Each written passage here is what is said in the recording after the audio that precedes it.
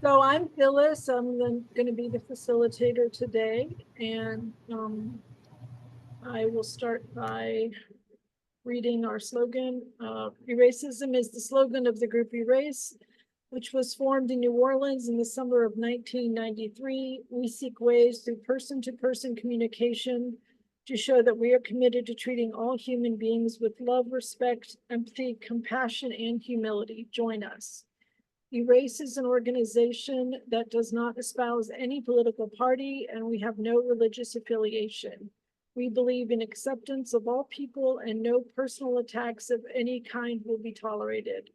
We come with the intention to listen, learn, and not to argue. We begin today by acknowledging that what we know of as the United States is the ancestral and unceded territory of many indigenous peoples, and that there are many more nations and tribes that could be named here. Members of our meeting group today are on the lands of the Chitimacha and Choctaw in New Orleans, the Creeks and Cherokees in Atlanta, the Tonkawan, Lipan Apache and Comanche in Austin, the Lenape and Piscataway in the Washington, D.C. metropolitan area, the Wampanoag and Nipmuc peoples in Boston, the Cahuilla and Mojave in Riverside, and the Lumbee in Fayetteville.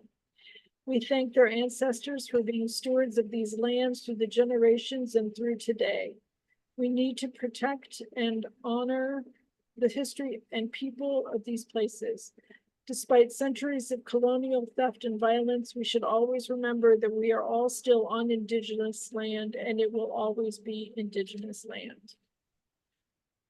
So everyone here is pretty much familiar with how we run things, but if you want to get on the list, you can raise one finger like this and move it slowly so it catches my attention. Or if you know how, you can raise a hand inside of Zoom and I'll put you on the list and call on you. Let's see, to raise a hand, Nancy, how do they do that? Oh, crap. They've moved things around a little bit. There should be reactions down on the bottom line. Reactions. React. Yeah. Yes, it's under react. Raise hand. Okay. And then I'll call on, I'll let you know that I've seen you, and I'll put you on the list and call in order of the list. We don't allow any interruptions. For each person who is speaking, we allow 2 clarifying questions. A clarifying question is not for you to rebut the person who just spoke, but to say, can you explain what you meant by, or I didn't understand, or I didn't hear a certain word, can you repeat that? And so anything that doesn't come in those categories will not be allowed, and the person trying to ask will be asked to get on the list. Sometime close to the end, which our end time is 11:30, I will start the final wrap up. Then I will, after everybody who's here has given a final wrap up, I will say some closing words, and then we'll be done. So I would like everybody to go around and introduce yourselves as I call on you. Nancy. Not first. Hi, good morning, everyone. I'm Nancy. I have been coming to Erace since June of 2007, and I'm located in the New Orleans area. Okay. Thank you. Louise. Been coming to Erace since the mid-90s, first in New Orleans and now in Austin.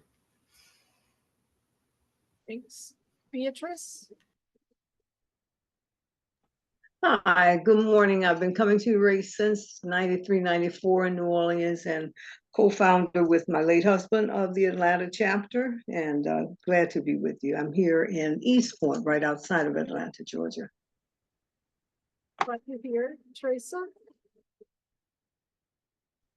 Hi, I'm Teresa. I've been coming since, I think, August 2022, and I'm in Fayetteville, North Carolina. Thank you. Quinn.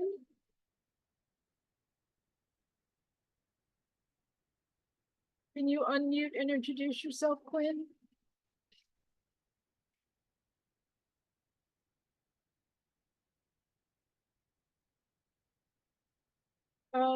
Doesn't seem to be working, so I'm gonna move on to Stephanie. Can you introduce yourself? Yes, good morning, everyone. I'm Stephanie. I'm a grateful member of Erace in Atlanta for about 4 years, and I've been to the New Orleans one a handful of times as well. Thanks for having me today and for being here. Thank you. I think I'm Quinn, back. go ahead I and think you can hear me introduce now. yourself. Quinn? Yes, Quinn. Okay, my name is Quinn. I haven't been here in a very long time, but I think 10, 12 years ago, I used to come when we were in person. I went once or twice to the Zoom, and I really don't care for it as much, but I'm here today. Thank you. I live in Marrero. I'm in Baton Rouge right now at my daughter's. Great. And we do ask that when you're not speaking, you keep yourself muted. So please remute if you've already introduced yourself. So the reason I brought this article is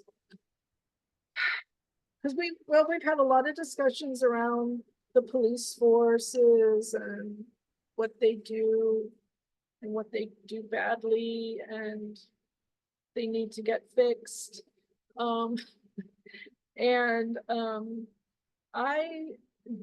Until I started thinking about what I wanted to bring an article on, this kind of seemed obvious to me. I looked up I Googled random things and I came across this article that I shared today, which is written by a student at the University of Illinois. This is the school paper, the student paper, and it's an opinion piece.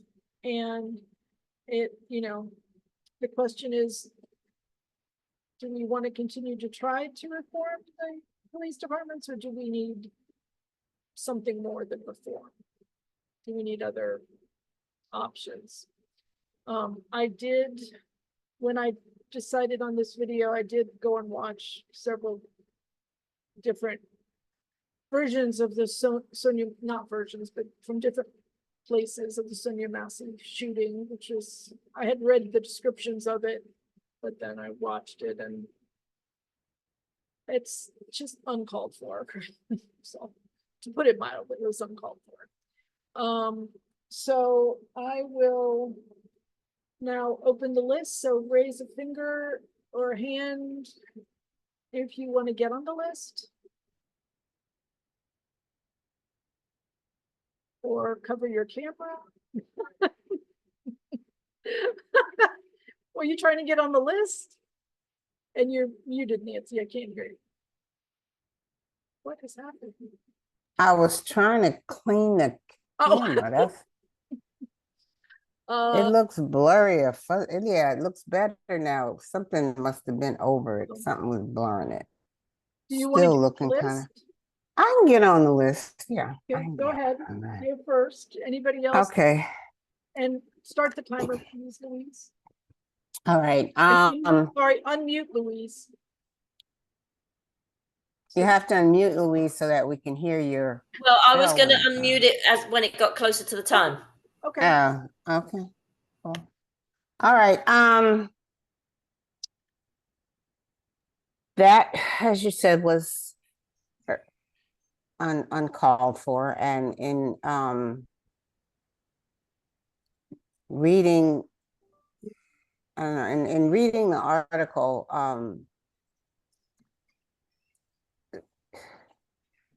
as you can see, I'm not really prepared to talk right now. It was uncalled for. Clearly, he wasn't trained in de-escalation. A lot of things that occur with incidents with the police, if they had better training in de-escalation, or if they have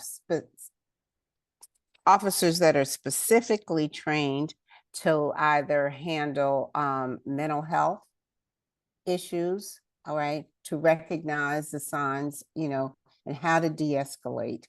A lot of, I think that would it wouldn't totally eliminate, because I also feel that if a person has it in their mind that this person is a threat, is uncontrollable, and I'm going to shoot them to protect myself because I fear for my life, which is a whole nother issue. Because if you're a person that's so, fears for their life, then what are you doing being a policeman? Okay, it's a dangerous job. Okay, so that there were a lot of issues as to, I think that number one went back to his hiring in the first place. If you saw that in his past and his work experience, he had disciplinary action, maybe you shouldn't hire this person. And then clearly a training issue as well. Great, thank you. Beatrice, the next. Always when I look back on these Gotcha, stuff. police shootings, I think that a person with poor judgment, poor training, probably implicit bias, probably frightened of any person, black or white, no matter what, the black, male or female, running, nude, whatever, that person has become judge, jury, and executioner. And the death penalty has been meted upon people who are doing nothing other than saying what this dear woman was saying, I rebuke you in the name of Jesus. And that's a pot of hot water. I mean, it's just, I cannot fathom how anybody could think, any person with a gun, a male, a man trained supposedly to be responsible about a weapon that kills, could think himself threatened. Nancy alluded to his training, all the things in his background. I worked in personnel when it was called personnel. I think it's HR now, whatever you call HR. You look at people's background. You find out what did they do before they came to you. And the sheriff who hired him said he didn't know about these things. Oh, come on. But we've got to do better about sending people to help people who need help, not people who have a hammer and think everything's a nail. They have a gun and think everybody needs to be shot. Come on, let's do better. Oregon has this group called Cahoots, where they have behavioral people with behavioral training to observe, to know when people are in trouble. They go first. Now, the people with the guns and all that, they are not the first to meet this person and to analyze what is going on here and how can we help you. And so we just need to be doing better.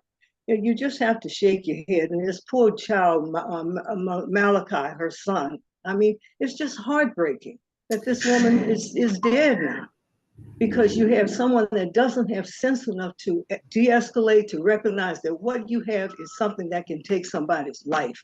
And you're not a judge, you're not a jury, you should not be an executioner. Go home and do something else. I'm My microphone it is went not off. Oh, but that's fine. I was done. Oh, that was horrible. I'm gonna put another battery in it. It might be battery, so just keep Okay. going. All right. Sorry. Teresa, you're next. Thank you. I had a lot of thoughts that stirred up with this. And one thing, when you're talking about a gun versus a pot of boiling water, and it just reminded me of you can never be unarmed if the color of your skin is the weapon. And I definitely believe that one of the top 10 lies white people tell themselves is that they don't see color. He definitely saw the color of that woman. I also am reminded of a friend who I had when I lived in Austin saying how reluctant she was to call the police on this white woman who was creating a disturbance, because she feared that if she called the police, she's the black woman and the white woman, was the one essentially causing the disruption, but she feared that the police would harm her instead. And she's the concerned citizen. And, you get incidences like this. And when my friend told me that, I didn't think she was paranoid. I thought you have to be strategic if you're going to involve the police. And what was really heartbreaking was that this woman called because she thought there was a prowler, not realizing that she was calling her murderer to the scene. And that, I have more than 2 minutes of what to say about that. The only silver lining that I thought of this whole thing, this happened in early July, and this man was arrested at the end of July. You guys remember when incidents like this used to take 2 years before we even knew what was going on? And if any silver lining, it's like, wow, the blue wall is crumbling. This happened pretty, I was surprised at the swiftness that this former police officer had been arrested. And it's the way it should be. It shouldn't be this blue wall and we're gonna wait. And at one point, yes, they do need to investigate, but at another point, it's like you're hoping that it'll blow over, that you can get this false narrative and somehow, blame this woman for shooting herself, essentially. And I'm so happy, if anything, that has not happened and the swiftness with. So I keep trying to think about that rather than the fact that, in most instances, I'm not going to call the police. I could have in Austin, and I told you, for those of you who've not heard this before, Do you want to in give the Austin. list again, Teresa? Because you are over the Oh, is top. there a timer? Oh, maybe I'll listen to everyone else. Okay. I was just going to say, in Austin, people didn't know I was Black, so I could have called the police and not feel harmed. I'm back in North Carolina now where they do know I'm Black, so there we go. Okay. Stephanie, you're next, and then the list is open. Yes, good morning. Thank you. Thanks everybody for being here. When this first happened, a friend of mine posted about it on social media, and I answered and I said, I'm so angry. It was just horrific. But I also said the police force needs more training in mental health. And I said that because one of the articles I had read mentioned that she had been treated for mental health issues. And thank God somebody called me out and said, you're buying into what the media is portraying here. And I was initially like, oh, shoot, what did I do? And then I researched and I thought, he was absolutely right. And I humbled myself and just said, I'm so sorry, I did buy in. The cop, I just think society, we're so taught, oh, she had mental health issues. No, she was spot on with her instinct. He had mental health issues. When you have a history of DUI, and I don't mean, I'm not a doctor or anything, but it's possible that he had alcoholism. That's a mental health issue. He should not have been doing it. She was spot on with her instinct, that the devil needed to be rebuked. My parents were born again Christians, and I grew up going to prayer groups, and it was a very common saying that we heard in the context of a prayer group about rebuking the devil. So I was really mad at myself that I bought into that she was the one, that he should have been more educated to help. I do think that there's a need for the police to have more training in de-escalation and such. But in this particular case, the biggest error was that he was out on the streets, a racist person in a position of authority. My time may be up, but You got a bit. anyway, just heartbreaking. And I am grateful as well for how quickly they got him out. For Ahmaud Arbery, it took almost 90 days for the arrest to be made. So I am grateful. Thank you, Teresa, for pointing that out. Thank you guys for being here.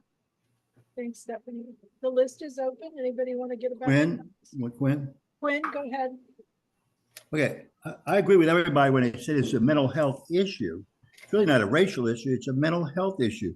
The policeman, he should never have been hired. And they have this Sheriff Jack Campbell who says, he didn't know. And the fact that he had a DUI, he had 2 of them, of course, didn't make any difference. He should be really put through the grinder. This sheriff, I don't know how he could have hired him. The lady did have some issues, but I used to ride with the Jefferson Parish Police. This probably wouldn't happen in Jefferson Parish because they have a psychiatrist on staff. They teach the people how to de-escalate situations. Police are constantly running into people who have mental health issues. You have to de-escalate the thing. The fact that this guy shot this woman 3 times, he shot her, it's incredible. But it's an aberration. It's not racial. It is mental health, and mental health is a major problem especially around police. And they should, as you all said, they should be trained. That's all. Thank you. Quinn, Beatrice has a clarifying question. Quinn, and I hope Phyllis correct me if this is not clarifying. Had the woman been white, do you feel she would have been shot? I don't know, but probably this guy was a loose cannon, period. I wouldn't trust him around anybody. As a matter of fact, I would think he would be less likely because he's going to get in trouble. And he's got a baddie camera on. This guy is just a nutcase. He was kicked out of the army, and they're just some people like that. And they definitely should not be on the police force. I don't know how they got past this thing. And you know, this is the county that Abraham Lincoln was represented when he was in Congress. Had the woman been white, I understand what you just, I'm sorry, never mind. I think they're very likely to have done it if he's white. Yes, I think it's very likely. Thank you. And I think you got to assume that lacking any other evidence. He has a history of racism. He has a history of mental health problems is what he has a problem with. Okay, thanks. The list is open. I have one more thing to say. Can I Okay. say something? Yeah, Uh, 2 minutes on the clock, please. Go ahead. All right. Call me when you're ready. Go. Okay. Compare this to the case where the tour guide in the French Quarter got killed by a 50-year-old black kid who should have been in jail.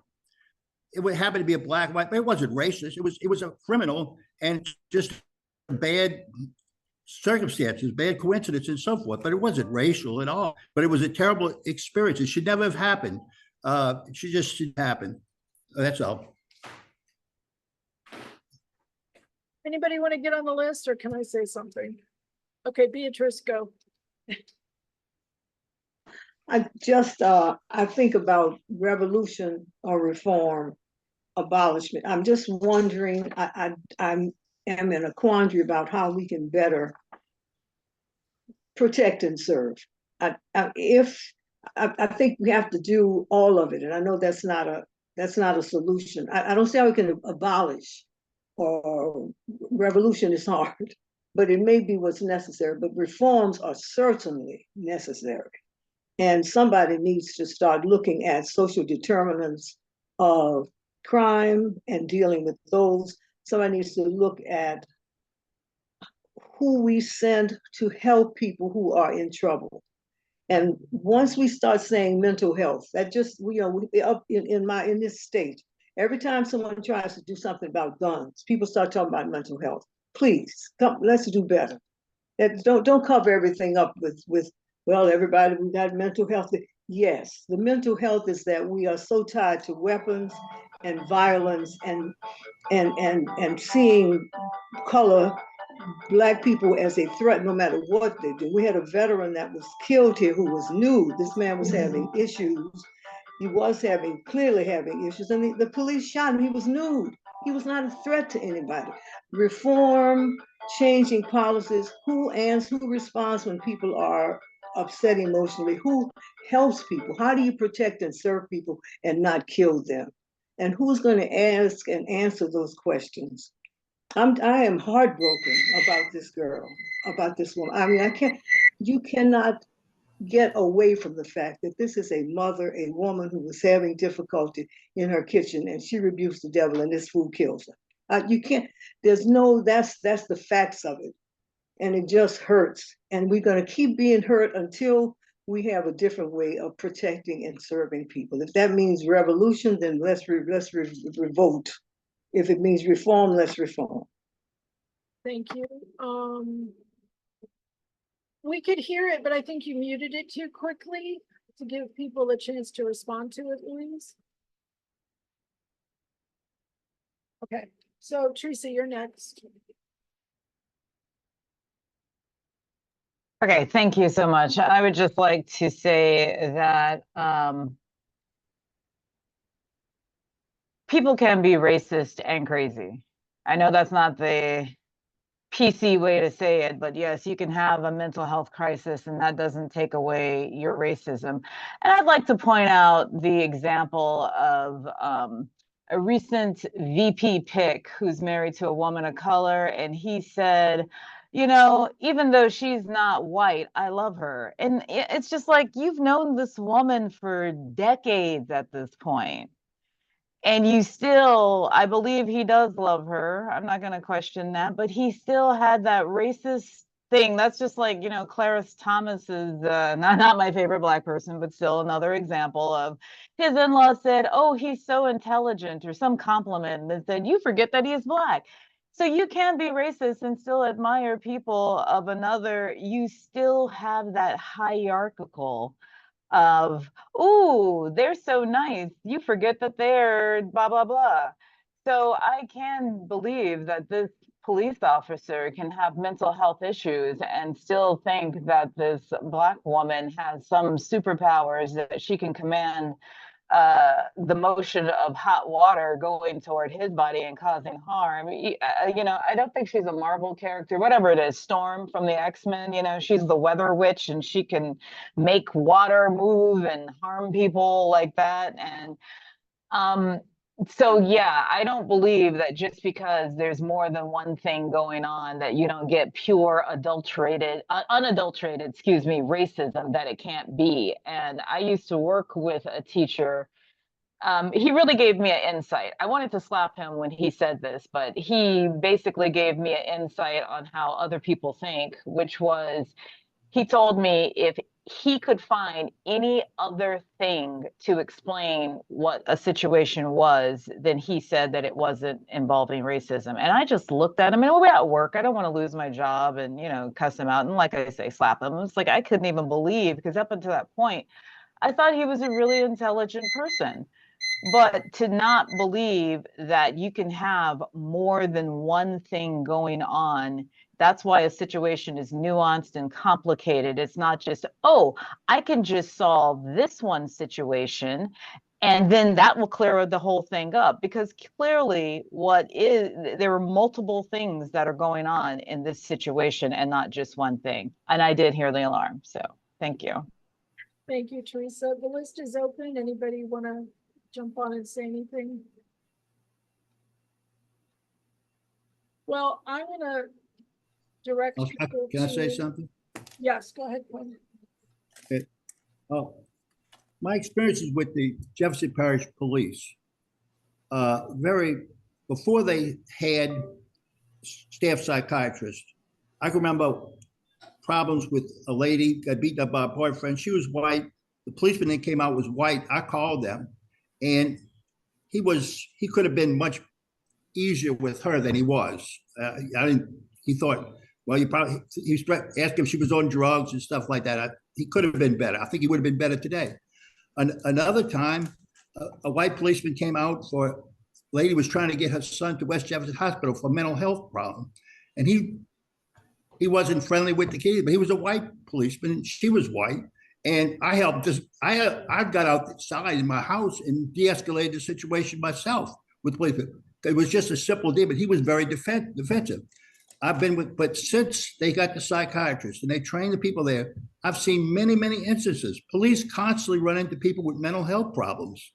And whether they're Black police deputies or white deputies, they know how to do it. I've seen them in action, and they really do know how to do it. And they've done wondrous things that most people wouldn't do. And I think everybody should be trained that way.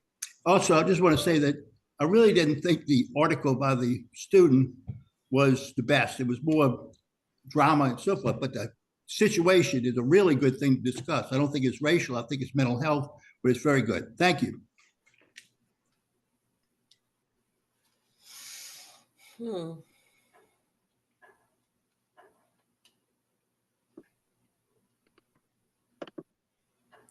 You're muted. How did I mute myself? Lord, it's the heat. So the areas of reform that she talks about are restorative justice, and there's some others she talks about involving social services, community policing, alternatives to incarceration, community support over enforcement and punishment. I mean, that's the part I think that leans a little bit towards revolution as opposed to reform. So I just want to say if anybody wants to comment on any of those, so got. Okay. Can I get on? Nancy, Yeah, got. Yeah, I've been Nancy, waving we my got hand for a Amal. minute. Nancy's next, then Amal. Anybody else? Okay. Go ahead. Okay. A couple of observations there. I think one of the things that has helped policing tremendously is body cams. Okay. When you talked about how quickly this was addressed, the body cam had a lot to do with it, because if they had not had that body cam, they could have said anything and you would have had no proof. It would have been their word because she's dead. All right. So body cams have helped tremendously in police reform. All right. Also, I think that the acknowledgement of mental health has a lot to do with police training and de-escalation. Now, you got to think about it, particularly in the African American community. Anytime the police are involved, you're going to have heightened emotions. I don't care if you right. I mean, you call the police because you need assistance in whatever the situation may be. It may not be criminal or anything. It could be a traffic stop, whatever the case may be. If the police are involved, there are heightened emotions because we do not have a good track record with the police, okay, at all. And even in the most innocent and mundane of situations, it's never mundane if the police are involved.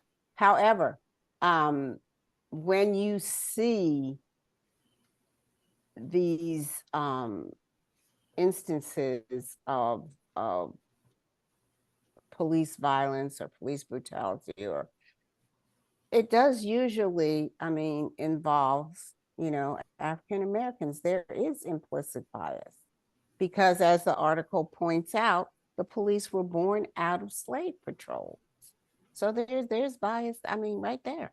How were the police formed and whatnot? So, but I do think because of body cams and the acknowledgement of possible mental health issues being present and training in de-escalation, it has brought to light and had an impact on police reform. Thank you. Thank you, Nancy. Amal, you're next, and the list is open. Yeah, can you hear me? Yep. So I'm looking at the title to the article here, and as a reform or revolution, the inadequacy of policing system demonstrated by the Sonya Massey story. And when it says reform or revolution, it's like it's giving you an option between one or the other, and why can't it be both? You know, we can be reforming the system of policing and revolutionizing it at the same time. I don't understand why it has to be one or the other.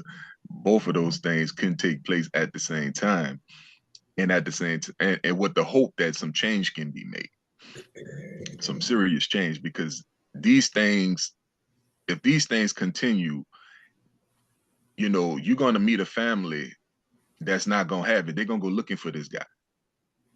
And trust me, I know these people. You shoot one of their family members, they come and find you. They ain't gonna care if you the police or not. So we have to do some serious reforming and revolutionizing the way that the police. Now, in this particular situation, what's interesting to me is that she called them because she thought that there was a some crime taking place outside of her house. Why were they inside the house? Baffles me. The situation took place, the situation that she called you for was taking place outside the house. Once you got there and realized that while you were called, you know, there was no need to take any further action, you should have left. But for some strange reason, they felt the need to come in this woman's home. And once they were in there, I saw nothing on that tape that even if she has a history of mental illness, I saw nothing on that tape that tells me that in that moment she was having a mental episode. You ask her to go and turn the stove the stove off to the boiling water. You ask her to do that, and when she did what everybody say that you should do, you should comply. When she complied, then this is the response that she get for her complacency. 2 bullets to the head. 3, I think, whatever the number was. Thanks, Amal. Louise, you're next. I just wanted to jump on what Amal said because, yeah, exactly. Why are they inside her apartment in the first place? And then from the video, a bit of the video, I saw that she was rustling around looking for ID and for papers. Like, why are they? What's, I don't understand what she was looking for and why she was trying to justify herself in any way. That was all bizarre. And also for the throwing boiling water. I mean, even I at 60, would be able to dodge a pan of boiling water. It's not like my life would be threatened. You know what I mean? Like, but she wasn't even throwing it, right? I mean, the whole situation is just bizarre and senseless. And I'm sorry, Quinn. I do believe there's some racism there. It's nothing, there has to be, to be so quick to do that. The whole situation is just really horrible and bizarre, and that's it. The list is open. Anybody want to get on? Quinn. Okay, go ahead. Yeah, I'll go after Quinn. Okay. Okay. And Beatrice. I just want to say, am I on? I don't think it's racial at all. Police have a very difficult time. They have a high rate of suicide, a high rate of divorce, high rate of things like that. So do social workers working for the Children and Family Services. They have a high rate of this. They burn out. They commit suicide. Prison guards do the same thing. It's a very stressful job. This guy was clearly a loose cannon. He was clearly had personality defects. And why call it racial? There's enough racial stuff going on without that. That's all. Thank you. Amal? Yes. So like I was saying, I saw nothing on the tape that says that this woman was having a mental episode in that moment. And to accuse her of throwing a pot of boiling hot water at you when you got a gun, the comparisons is just, there's no comparison to a pot of boiling hot water in a gun that could blow someone's head off. I mean, with some hot water, the least you would come out with was a scar. A gun's kill. And you did not respect this woman's humanity in that moment, because once you shot her and your fellow officer said, we need to get her some medical attention, you said, never mind that. That was a kill shot. She's dead. She's dead. So her humanity was not respected in that moment. So to answer Quinn's question, things like that makes it racial is because there's a history of not respecting Black people's humanity from white people, and particularly white people with weapons in their hands. That's the thing that puts us in a position to wonder if this is racial or not, because there's a history of white people killing Black people with impunity and nothing be done about it. Question. And before you can give any other example that's to the reverse, Black people don't have a history of killing Black people killing white people because they're white, and the system allowed for it. We don't have the history. So you don't try to give me no other comparisons or some Black guy that robbed a white woman in the French quarters. We don't have a history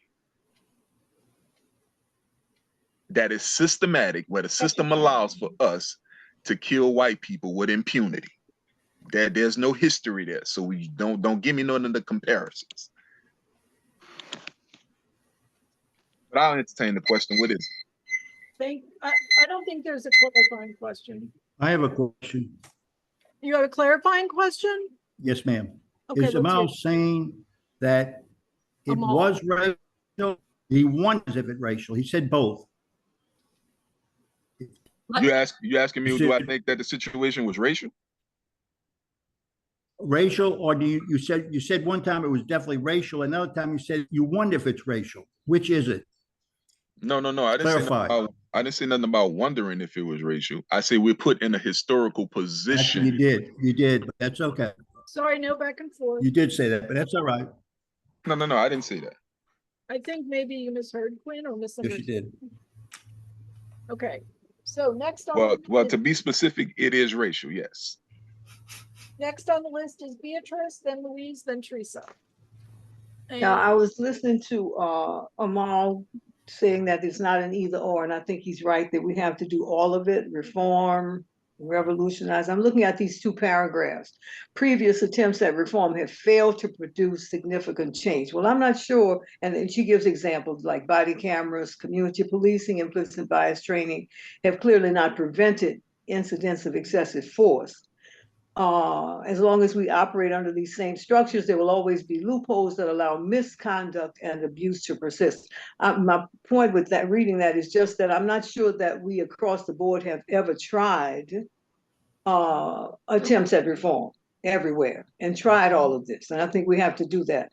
But then abolitionists advocate for a range of alternatives, which Phyllis has read earlier. So I think we need to do all of that, but we need to be intentional, and there need to be citizens review boards. There need to be people who are in positions, citizens as well as people in positions of power, to advocate and push and push and push for these kinds of changes. Whether they are the reform changes, whether it's the abolitionists, it's got to be going constantly, and it's got to start yesterday. I don't want to sit one more time and see somebody get shot for having a banana. I mean, it just defies reason that you have somebody on the street with a lethal weapon that doesn't have sense enough to know that you are not being threatened by a woman with a pot of water. You're not being threatened by somebody who has a knife or who's having it defies reason that you are going to send someone, you as a sheriff are going to hire someone, send someone on the street with a lethal weapon, and they don't have sense enough to determine, is this required? I have a hammer, so everybody's a nail, which I said is ridiculous. No other job can you get where you can be so poorly qualified, so poorly able to determine what is best to do in a situation, not able to de-escalate. I used to teach children how to de-escalate arguments. I'm just, wow. All right, that's all. Sorry. I probably won't talk again because I'm getting ready to lose my mind. thank you, Beatrice. Don't lose your mind. Next is Louise. I guess I Watch your Stephanie. I just want to say that Quinn, yeah, I see where you're coming from with mental, incidences. And as far as the police are concerned, these people, they need to be trained properly, and they also need to have regular checkups, mental checkups. Their job is very stressful. It is, can give them PTSD. It is a horrible job. I certainly wouldn't want ever to do it, but they need to have checkups. And this is what the, fixing the problem, the revolutionizing it, changing it, that would be part of it, I would say, that they need to have regular checkups. If they've had incidents like that cop did, that he needs to have extra care and not be sent into certain situations, make sure that not all of them are the same and they can't all go for the same thing. There's some that are more equipped to do it, and there are some less equipped to do it. And he obviously was way less equipped to deal with that kind of a situation. I think that's all I was going to add on that. But I do agree. Yeah, that's a very stressful job for sure. For sure. They need to have, regular checkups, mental checkups. I mean, it's without a doubt, something that would make a lot of logical sense. Thanks, All right. Louise. Teresa, you're next, then Stephanie. Yes, and I was going to make some curveball statements. So I would just like to talk about another Black woman who had mental health issues, Simone Biles. I'm glad she wasn't shot during her mental health crisis and has come back and won lots of gold. And she threw a little bit of shade at a politician who said, as she had her gold medal, this is my Black job. I don't know if you remember about how supposedly undocumented workers are taking Black jobs. And I was first offended by it. But then my question is, are there really undocumented people who want to be filmmakers and best-selling authors? Because that's my Black job. So I'm going to follow Simone Biles' lead, who has successfully, I won't say overcame, but she put some strategies in place to deal with her mental health issues. And you shouldn't have to be an Olympiad to get that type of care. We all should have that, especially with stressful jobs. So that was my curveball statement for the meeting. I have to have at least one. So there you go, guys. Thank you. And from someone who's not that into sports. Exactly. Well, I love the Olympics. I mean, Uh, I swim once a week, and you can't tell me I wasn't trying to be Katie Ledecky, a very, very slow Katie Ledecky. My tumbling days are over, though, as far as gymnastics is concerned. Okay, thanks, Teresa. Stephanie, you're next. And then the list is open. Thank you. Yes, I was very appreciative of the math in the article because math brings people out of their emotional state and into the logical part of our brains. And I remember when Trump said, more white people are killed by police than Black people. And I just appreciated so much how the article pointed out the ratio in the population, which really does provide evidence that there is racism in the police force. And I believe racism was clearly in play here as well as sexism. It was a total boundary violation that they were in her home. I believe if she were male, they may not have actually been in her home. And I definitely believe for sure that if she were white or a white male, that he never would have thought, that her life was, so invaluable that he could just blow her head off. So that's how I feel. And I did a lot of research when my sister was shot by the white supremacists about statistics and the math behind all the numbers and the killings in the police force. And people are entitled to their opinions, and I'm trying to get better with letting people have a different opinion than mine and not feeling like I want to punch someone.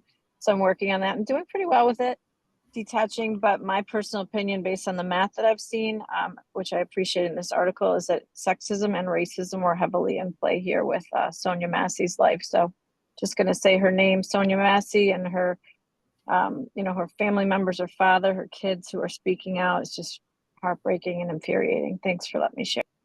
Thank you very much, Stephanie. Nancy, were you trying to get on the list? You're next.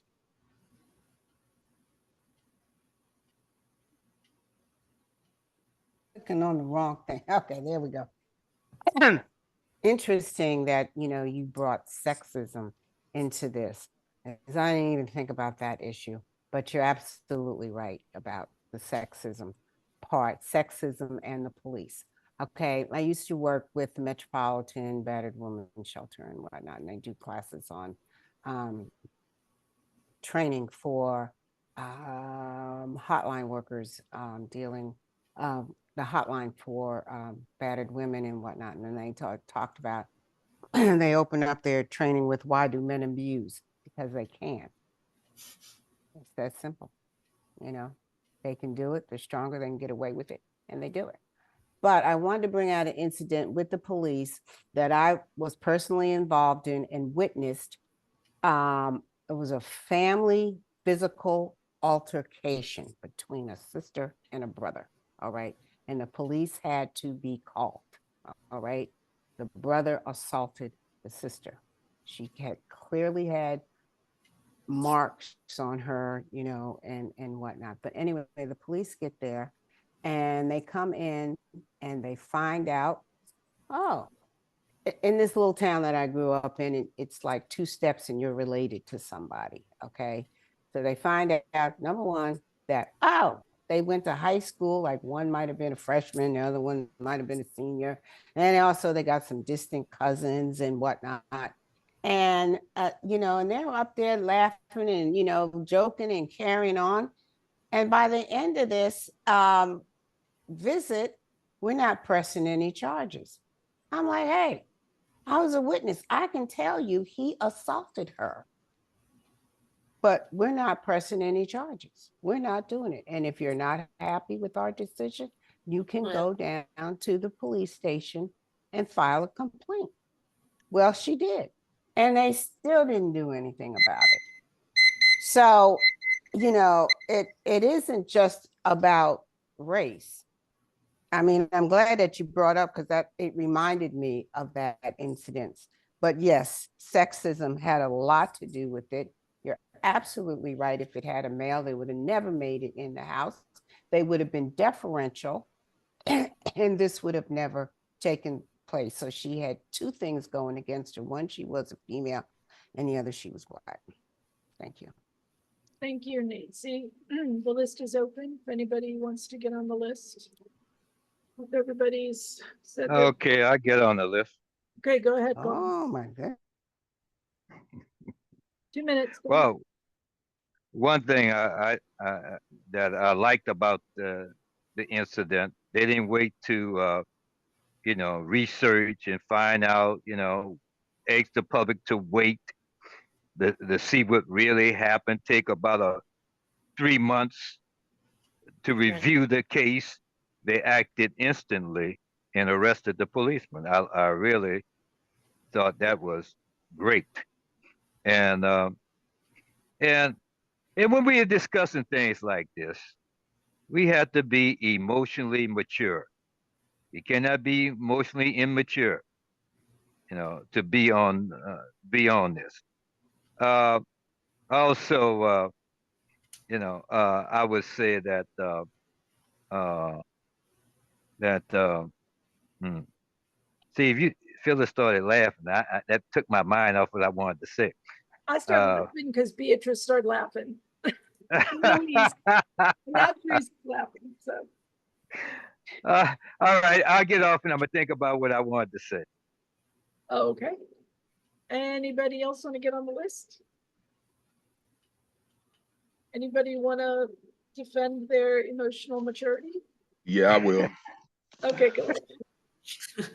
Because one thing Amal don't do is speak from an emotional perspective. I always come with facts, historical or present.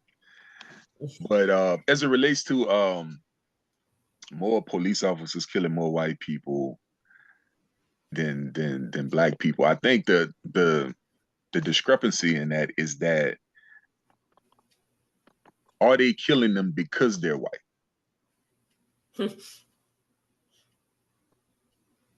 See, that's the question that I never hear no one ask. Good point. The police officers killing more white people. Yeah, that's true. Who's gonna argue with the numbers? But are they killing them because they're white? See, we have to I always look at things from a historical perspective. We have a history of being killed by police and white people because we're black. And we could point to many instances in which to back that up. But nobody can give me a historical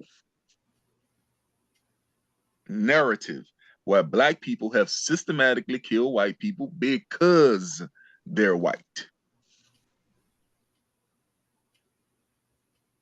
And that's the situation there. I missed that one because that to say, oh well, more police officers kill more white people than black people. Yeah, that's a way of throwing the conversation off. But you can't play that with me because I know history. And I know historically, there's no system that black people have ever had in place that allowed us to kill white people with impunity in this country. And if there is a system in place that allowed for it, I would appreciate if someone can name it for me, because I can name the system that did it to us. And show me black people joining the police force just so that they could kill white people. Show me examples of that, because we have examples in this article even of the KKK doing it. Mm-hmm. So give me examples of black people joining the police force just so we could go around killing white people with impunity. That's not emotions talking, that's facts, both presently and historically. And if anybody could refute those facts, I'm all ears. Thanks, Amal. Louise, you're next. Thanks, Amal. It seems like I keep jumping off your your time, but yeah, right. How possibly can that happen? That police officers become police officers on the street when they're members of the KKK? How can that happen? Right? That should not happen. So obviously they're not researching people who join the force at all. So I have a friend, or had a friend, who worked as a train driver in the London Underground, and they had jumpers. They call them jumpers, people who jump in front of the train. And it was a very common occurrence, to be honest, which is very sad. But anyway, they have an amazing mental health system that, you know, really helps with these guys, really helps with, you know, the PTSD, obviously, and all of that.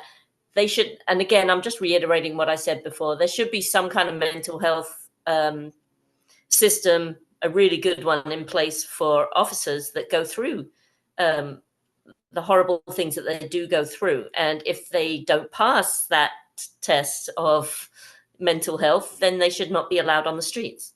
I mean, it's pretty simple, right? That's it. Thank you, Louise. If nobody else wants to get on the list, I think we can start to wrap up a little early.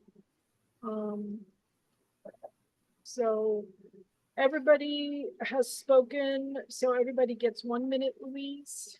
And I'll start with you, Nancy.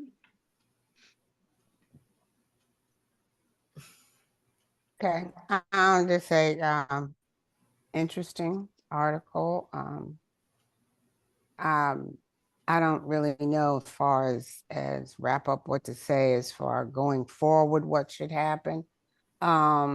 I just think that there needs to be more vetting of police officers, and also higher standards of who can be a police officer. Okay, I do think that there should be, you know, when just higher educational standards before they're hired, and better vetting. Okay. Thanks. Louise? Yeah, same. I mean, exactly what I just said in that last 2 minutes that I had. That's exactly my thoughts on it. Great, thank you. Teresa? Yes, I think this was a great article. I mean, it seems like the past couple of weeks, you had a plethora of articles that you could have chosen that really would have found a home in this group. And I thank you for choosing this one. Thank you. Beatrice? Thank you for the article and the discussion. And I never apologize for my passion. I believe, like John Donne, don't send to know for whom the bell tolls, it tolls for thee. Every person who is harmed by what happens with the policeman, the person who is killed, who should not be, the person who is gone, who should still be here loving on their families. That touches my heart, and I never apologize for being passionate about it. Thanks. Thank you. Stephanie? Yes, thank you so much for the article and for starting this group B, and for all of you. Just heartbroken about the continued racism and sexism in the world and in the police force. And I'm grateful for body cams and for social media, so that people like Sonia Massey don't have to die in vain, and hopefully some policy can be enacted to make things better. We need more accountability in these broken structures. Thanks. Thank you. Quinn?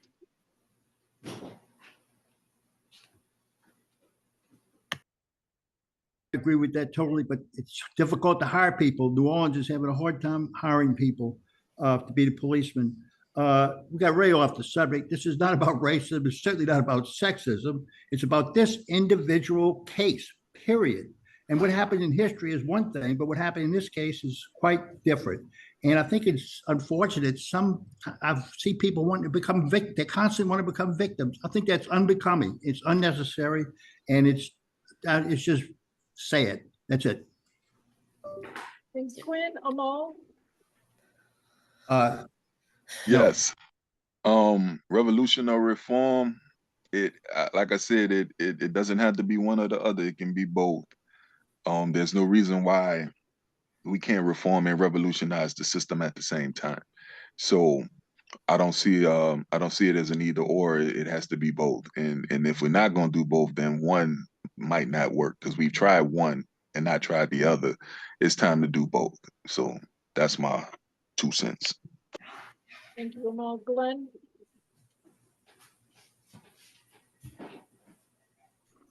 Yes, the consent decree that New Orleans police is under, that works. I mean, it really changed the behavior of the New Orleans police. And what it does is it says that the State Department of Justice enters into an agreement to ensure that the service of the NOPD improve public safety, increase public confidence, and protect the constitutional rights of all citizens. That's the agreement that they enter into, and I tell you, they are very much respectful to everybody. What I have noticed. Okay, sure. Yeah, well, you don't live here. That's it. I did. Thank you, Glenn. So I'll just say my final piece is the shooting of Sonia Massey by Sean Grayson was not an aberration. It's part of a whole systemic issue in policing in the United States. It doesn't matter how great Jefferson Parish is or how the consent decree has reformed the NOPD. It's all across the country. And it has to be fixed or it has to be totally overhauled. And that goes for issues of race and gender, sexism. The Sean Grayson did not have his own body cam on. For anybody who's watched the video, his partner had his video cam on. So it's sort of terrible to think what the view would be if it was his body cam. Because his body cam would have seen more of what she looked like on the floor before and after he shot her. I'm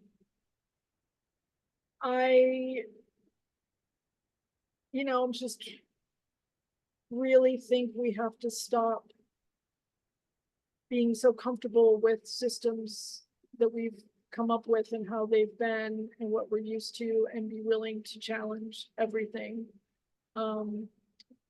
We've had conversations about Cop City. We've had conversations, and there's more than just the Atlanta Cop City in the country. We've had conversations about police forces training with the iOS, and we see what they do to Palestinian citizens over there. It's not good, and it's going to continue until the people stop it. So I'm going to stop the recording and then I'll do an announcement or two and see if there's any others.